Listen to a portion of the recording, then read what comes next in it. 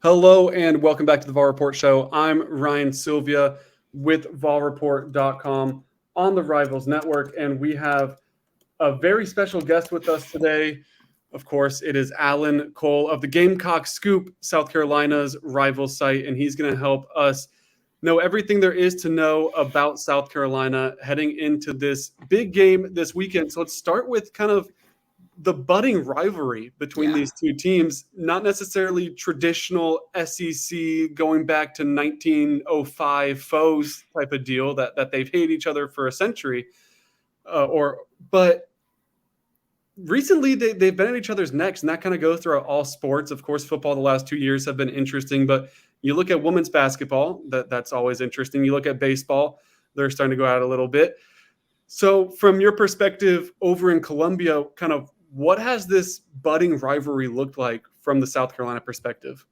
Yeah, I think obviously in every sport across the board, Clemson's always going to be rival one for South Carolina. I mean, they could be playing marbles in the street. It would still be Clemson.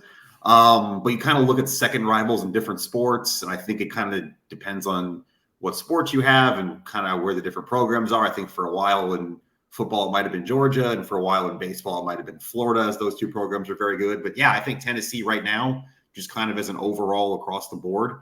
I think there's real animosity here. I definitely know there's animosity on the Tennessee side after the way that game went last year. South Carolina's lost more than their fair share of trips to Neyland Stadium. I think they've won 3 times there out of 20. There's actual dislike here, and it's fun to see rivalries pop up like that. Yeah, it's coming at a kind of a strange time too, with the absence of divisions coming up. It's not going to be. They're not playing next year, which I don't like. Yeah, so this is going to be for kind of bragging rights for 2 years now this time around. So it'll be interesting to see kind of rivalries like this that aren't those Tennessee, Alabama, third Saturday of October type of games that you're going to at least try to get every year. We'll see if they're able to rearrange the schedule to get that one fit in. But it'll be interesting to see if these type of games start to simmer down a little bit in animosity just because you're not playing each other every year. Or if maybe it'll make that time when you finally do see them a little bit more exciting. It'll be interesting to see how that plays out. But it's been kind of one of those new age ones that's been interesting to see form. A lot of close games, too. Not the last 2 years, but before that, I feel like every game between these teams was one possession for a long time. Yeah, absolutely. I know that the game in 2019, Pruitt's second year, that was kind of a big turning point for Tennessee and a big win for them, too, to kind of get over that hump a little bit against South Carolina. They started to struggle with a little bit right there. So it's been interesting. It started to heat up, and I think we'll get into more of what our predictions are later, but I think it'll be one that maybe doesn't necessarily look like 2021 or 2022 in terms of a lopsided score. But I'm curious to hear 2-2 start for South Carolina, 2 losses to good teams, though, obviously, in Georgia and UNC's 2 ranked programs. Where's the fan base at in terms of the season? Are they still optimistic? Are they a little bit down that they're at the 2-2 mark? And kind of what's their confidence level heading into this weekend? I think the realistic fan, we always caveat this with the realistic fans. There's always going to be extremes on both ends. I think the realistic fan's okay right now.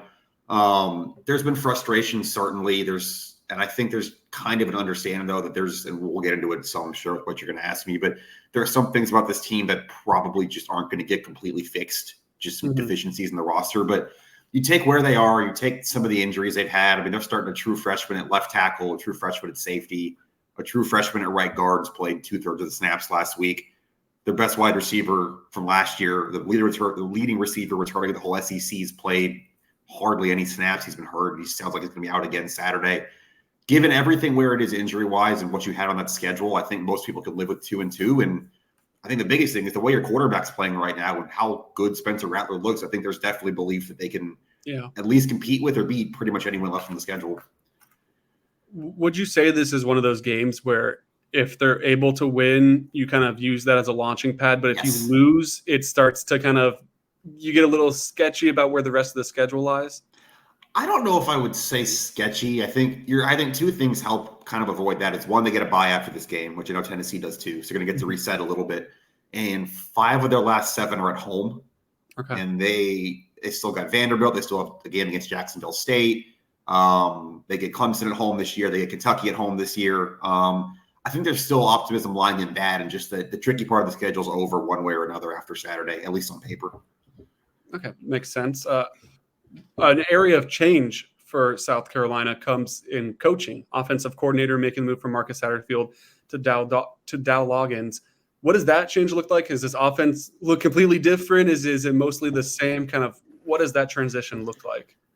It's still very much trying to find its identity through 4 games. I think this looks a lot. It looks a lot more streamlined. I think a lot of the stuff we heard last year about Marcus Satterfield and that we've heard out of Nebraska too, quite frankly, where he is now, is that his playbook's big. There's a lot of personnel packages. There's a lot of groupings, and the Dowell Loggins offense is kind of a little bit more streamlined to what they do well. And right now, that's Spencer Rattler, that's Xavier Legette.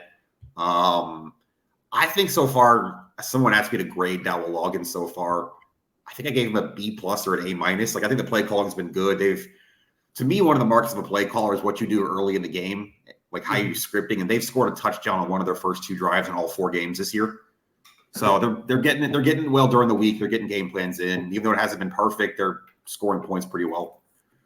Yeah, that's. I know there's a lot of criticism for Marcus Satterfield, especially going into that Tennessee game. That might have helped him get his next job a little bit For because sure. things were trending very down. Yes. I remember heading into that game in Columbia, and that kind of definitely putting up 63. It doesn't matter who you put it up against. That's definitely impressive, but still something that obviously South Carolina needed to address after the season and got out and got their guy. Helm of the offense, though, Spencer Rattler. He's looked really impressive so far this year, and there was a lot of questions on what Spencer Rattler are we going to get. Are we going to get the inconsistent one, or are we going to get the one that beat Tennessee and beat Clemson and looked really sharp at the end of last year? So far, through 4 games, leaning towards that second half player from last year. What have you seen from Spencer Rattler so far?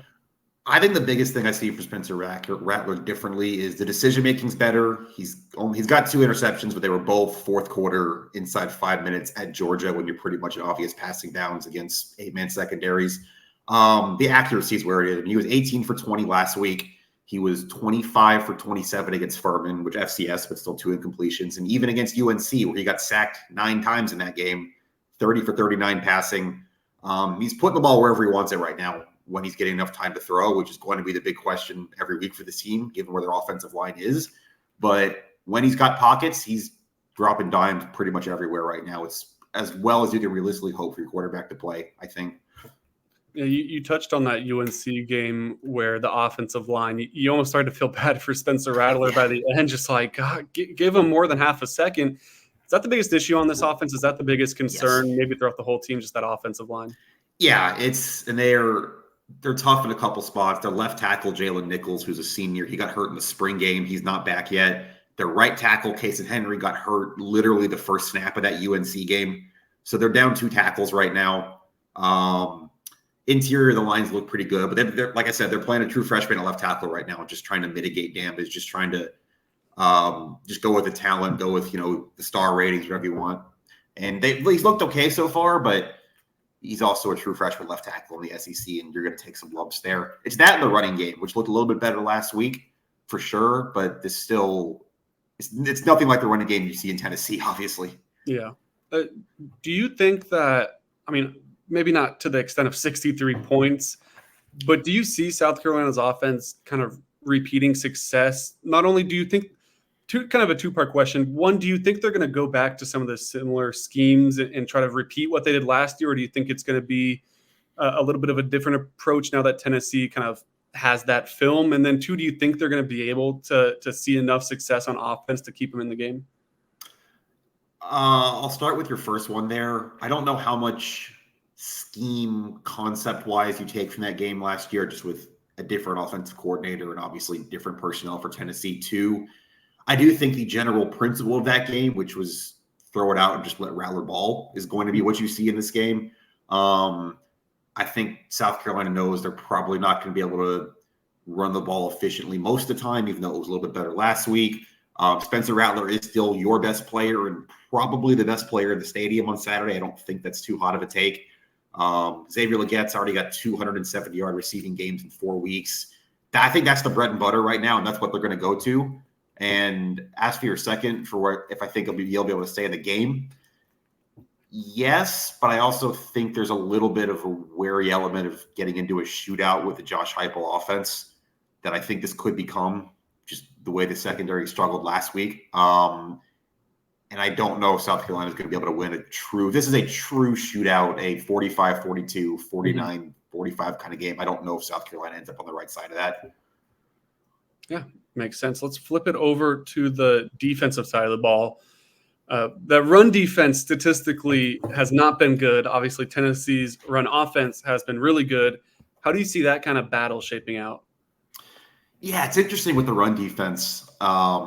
It has not been good throughout the year. It hasn't been good throughout the Shane Beamer era, to be completely honest. But you saw some signs of life last week. They held Jaquavius Marks under wraps pretty much all day from Mississippi State. Now, the flip side of that is Bill Rogers threw for almost 500 yards. Mississippi State didn't have to run the ball. But I think South Carolina is better on the interior right now than they were last year. Alex Huntley just won SEC D lineman of the week. He's one of their defensive tackles. TJ Sanders, another one who's playing well. It's that outside zone stuff, that quarterback keeper stuff. I know Milton took one last week to the end zone. That kind of thing, I think, is where South Carolina is going to struggle, just kind of outside the hashes, that kind of running concept. And I don't know how much of an answer South Carolina is going to be able to have for that. And I'm just looking at last year. I'm thinking of that Florida game where Etienne and Richardson pretty much just gashed them on outside zone reads for 60 minutes. I'm wondering if that might be what this looks like from Tennessee's perspective. Okay. Looking at now the pass defense after the game last week, Shane Beamer joked that Josh Heupel's probably watching this game and loving what he's seeing and thinking about all the ways to exploit it. Someone asked Heupel about that. For transparency, we're recording this on Monday afternoon, so Monday morning, someone asked Heupel about it, and he was like, I didn't get home until that game was about to wrap up. He saw it. But it's a really good team and all of that. But a funny comment from Shane Beamer. How do you see that aspect playing out and kind of the secondary and maybe just kind of getting to the quarterback with just a few guys instead of bringing blitzes? How do you think the pass game is going to wind up? I think if you're South Carolina, and I've written a little bit about this, your secondary is talented. Niki Manwuri was, I believe, the second team All-SEC last year as a true freshman. You've got another true freshman in Jalen Kilgore there, but it's young. You've got three underclassmen there, one of them a true freshman, like I said. Another one of their corners who's played a little bit as a true freshman, Judge Collier. It's talented. It's just really young, and communication has been a problem. There's been free runners. There's been times I'm thinking of one play last week where everybody bit hard on a play fake when they were in zone, and Tulu Griffin goes over the top and scores on, I think, like a 70-yarder. I think, obviously, when you're playing Joe Milton, the deep ball is always going to be part of the conversation. Mm-hmm. I don't think they're going to be as bad as they were last week. I don't think Milton's throwing for almost 5 pills in this game. Yeah. But I do think there is a concern over the top for South Carolina, and communication as much as anything else, and just getting where you need to go is going to be a big thing here. So the communication is one thing I do want to touch on, but on the other side of the ball, for South Carolina on offense, they've played only one true road game so far. It was in Georgia, though, so that's a solid environment. How did South Carolina do communicating on the road? I know Tennessee had issues with that at Florida, and they've had some issues with that under Josh Heupel. So how did South Carolina Spencer Rattler look this year, and then how have they looked under Shane Beamer? They struggled with that at Georgia. That was the first game for the true freshman left tackle, Tosin Babalade. He had a couple I think they had 7 offensive line penalties in that game. Not all false starts, but I think it was 3 false starts in a delay game. That was a tough environment. There's no way around it when you're playing this many young guys in your offensive line. You're going to struggle communicating in loud environments. I wouldn't say they cracked per se. I think they just got worn down by a more talented team, but it is going to be tough. And I would not all be surprised if you see a couple more false starts and pre-snap miscues from South Carolina Saturday night. Yeah, it's definitely another kind of coach speak thing, but something that Josh Heupel was talking about earlier today too, kind of calling out the fans, hoping that they're going to be able to make an impact. He's been on the wrong side of it, like I mentioned, at Florida. So I'm sure it's real. It just is. It is part of it in the sport. And it's a super interesting part of the sport too, that you can kind of throw off an offense. And those were the self-inflicted wounds is kind of the quote that Josh Heupel's used a lot, talking about those false starts. And when you start a drive 1st and 15, and then you hold, and then you have 1st and 20 or 1st and 25, that's tough to get a drive going. So it'll be interesting to see. Should be is a sellout. Should be a completely packed stadium in Neyland. And a blackout, as we told them before we started recording, right? Yes, that should be announced by the time that this comes out. So it'll be really interesting to see kind of how geared up this fan base is and how excited they are to play this game and what impact they can make. But final question for you. You can give me a score prediction if you want, but I know I usually wait a little bit to iron out my score predictions. But in general, how do you see this game going? Who do you see on top? And just what are your overall thoughts on what we'll see on Saturday? Yeah, first of all, I'm really excited. This is going to be I've been in Knoxville. I've covered basketball there. I've been some other stuff. This is going to be my first football game at Neyland Stadium. I'm really looking forward to just seeing the environment, the atmosphere, a game I think both fan bases are pretty charged up for. I think South Carolina will stay in this game for 4 quarters. I think, like I said earlier, as long as you have the better quarterback on the field, I think you can expect to stay in the game.